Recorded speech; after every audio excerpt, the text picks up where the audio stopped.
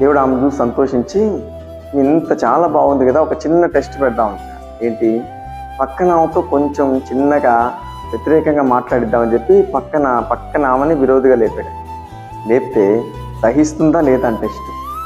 ప్రభు నీకు నాకు కూడా టెస్ట్ పెడతాడు, దాంట్లో నువ్వు పాస్ అవ్వాలని ప్రభు కోరుకుంటాడు. ఆమె ఒక్క మాట నేను చెప్పి నువ్వు సహించవచ్చు కదా, భరించవచ్చు కదా, భక్తి పర్వాలు కదా. ఆమె ఒక మాట అంటే మేము 10 మాటలు అనేస్తాం. భక్తి ఉందా అండి? జయించినట్టేనా? అలాగైతే రోజు నీ పక్కన నేను ఏమన్నా అంటే నీ నోట్లోంచి వచ్చే మాట ఎలా ఉండాలంటే దీవెన వచనంగా ఉండాలి. ఆమెను దీవించును గాక. మనం ఏమిటంటే శపిస్తాం, భయంకరమైన శాపనార్థాలు పెడతాం, భయంకరమైన బూతులు మాట్లాడేస్తాం. కానీ ఈ భక్తి అంతా కొట్టుకుపోతుంది ఆ ఒక్క మాట.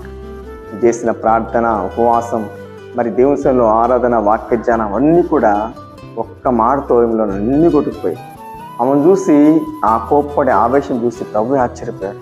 ఇవి నేను భక్తి పరాలనుకున్నానే, మంచిగా నా మార్గం నడుస్తూ ఉందనుకున్నాను, ఈమెలో ఇంత కోపం ఉందా? అందుకే టెస్ట్ పెట్టినప్పుడు నీలో ఉన్న లోపటంతా ప్రభు తెలుసుకుంటాడు.